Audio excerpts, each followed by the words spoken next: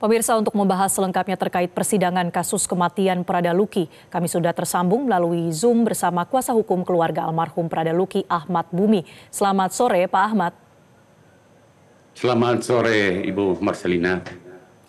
Baik, Pak Ahmad, hari ini digelar sidang untuk terdakwa Ahmad Faisal. Apa saja fakta baru yang terungkap dari sidang pemeriksaan saksi hari ini? Baik, Ibu.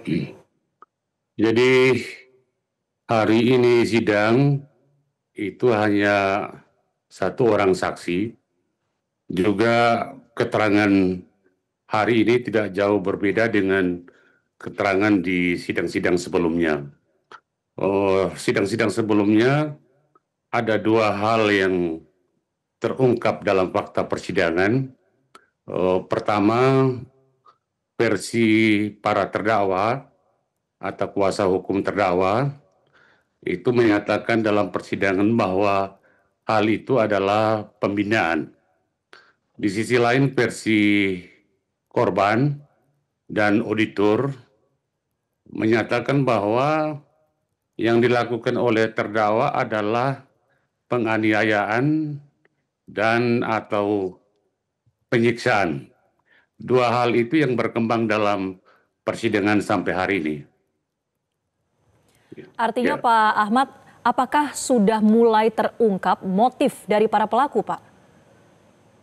Iya, sampai dengan persidangan hari ini, motif terjadinya penganiayaan sadis yang akibatnya meninggalnya Prada Luki itu sampai hari ini masih kabur. Artinya motif itu bukan unsur pidana, tetapi dia adalah mens rea. Ada niat yang ada pada diri pelaku, kemudian dari niat itu mewujud dalam perbuatan. Kemudian mereka lakukan penyiksaan, mereka lakukan penganiayaan berkali-kali sampai dengan almarhum Prada Luki meninggal dunia di rumah sakit pada tanggal 6 Agustus 2025 yang lalu. Ada keterangan dari saksi pada hari ini, Pak Ahmad, yaitu dari Pratu Petrus Kanisius yang mendengar ada teriakan minta ampun. Bahkan dari Prada Luki juga sempat meminta ampun. Dari kesaksian ini, seberapa Anda yakin keterangan para saksi ini bisa memberatkan para terdakwa? Iya, dari keterangan yang kita lihat, kita dengar hari ini, itu sama dengan keterangan yang diberikan oleh saksi pada sidang-sidang sebelumnya, di mana mereka dengar si korban Prada Luki ini teriak minta ampun segala macam, tetapi teriakan korban itu mereka tidak hiraukan, mereka tidak indahkan, malah sampai pada titik Prada Luki itu jatuh ketika dia itu disiram dengan air, ketika muka, wajah, dan hidungnya ditutup dengan baju kaos sampai sesak napas, kemudian muntah air dan jatuh, itu pun masih dianiaya. Inilah yang kita pertanyakan sampai dengan hari ini. Apakah model seperti itu yang kita namakan pembinaan? Karena pembinaan dalam Undang-Undang Nomor 25 Tahun 2014 tentang hukum disiplin militer itu harusnya bermanfaat dan punya nilai keadilan. Bermanfaat untuk personel maupun bermanfaat untuk organisasi kesatuan. Bagaimana bentuknya? Kalau itu kita sebut pembinaan, kalau personel dianiaya, disiksa bukan lagi bermanfaat. Kalau akibatnya membuat si Prada Luki itu meninggal dunia. Itu tidak masuk dalam kategori pembinaan, tapi itu adalah penyiksaan, penganiayaan berakibat meninggalnya Prada Luki Saputra Namo. Bagaimana dengan keterangan dari saksi Prada Richard ini yang disebut sebagai salah satu saksi kunci yang mengetahui bagaimana suasana ketika penganiayaan terjadi dan bahkan ada sempat dipaksa untuk mengakui sesuatu oleh para pelaku. Apakah kesaksian dari Prada Richard ini memberikan satu titik terang begitu Pak Ahmad untuk mengetahui motifnya? Ya, baik. Jadi dengan hadirnya Prada Richard Bulan ini, dari pihak keluarga sangat bersyukur dan terima kasih. Karena kalau tanpa Prada Richard Bulan, mungkin soal ini itu tidak terungkap secara terang benderang. Bahkan Richard itu adalah bukan hanya saksi, tapi dia adalah salah satu korban yang dianiaya bersamaan dengan si korban Prada Luki. Bahkan dia secara terang-terangan, secara gentle, dia menyampaikan di persidangan, bahkan mereka dua itu sampai dengan dilumuri cabai di anus dengan di alat vital, kemudian ada air jeruk yang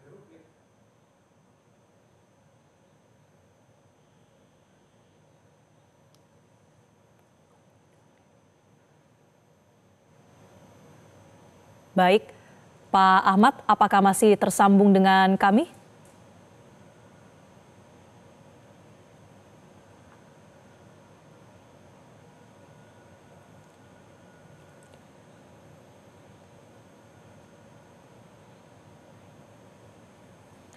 Pemirsa, kami mengalami kendala komunikasi bersama dengan kuasa hukum dari keluarga Prada Luki, Bapak Ahmad Bumi yang tadi sudah memberikan sejumlah keterangan.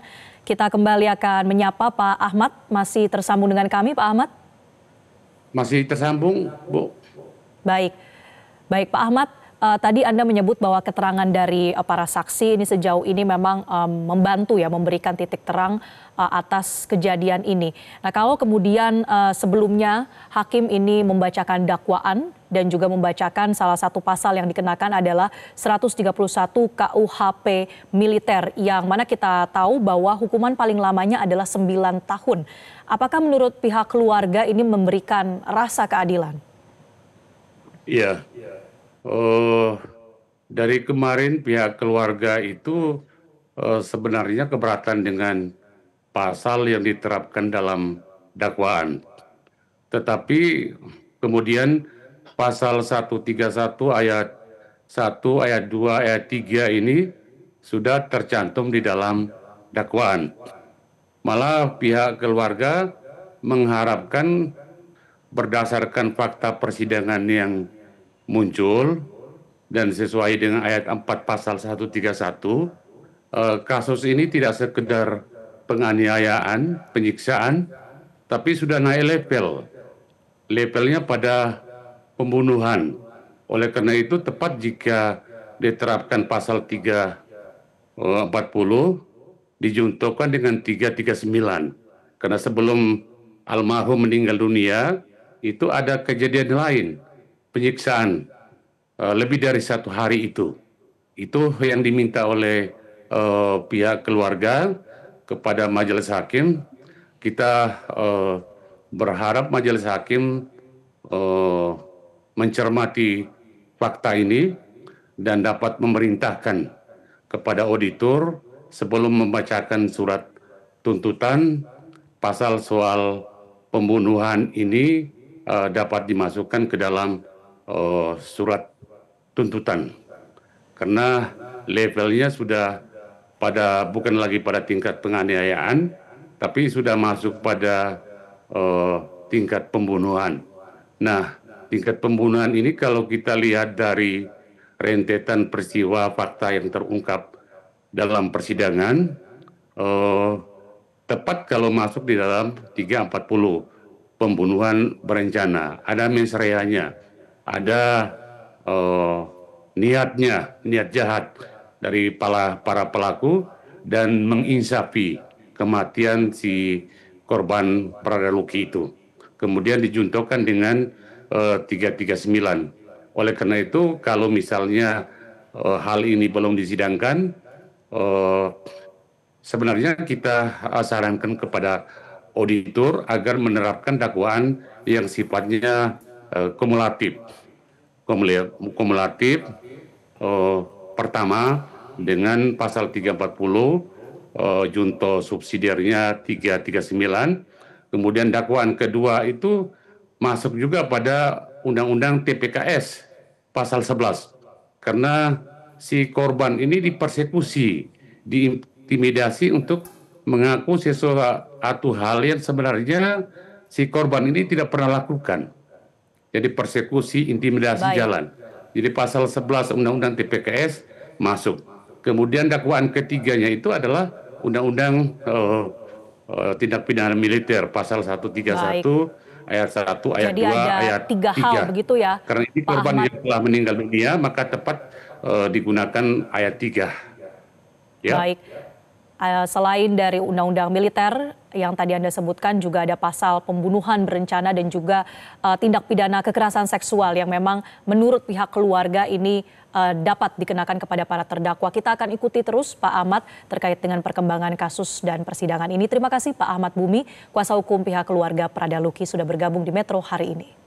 Jelajahi cara baru mendapatkan informasi. Download Metro TV Extend sekarang.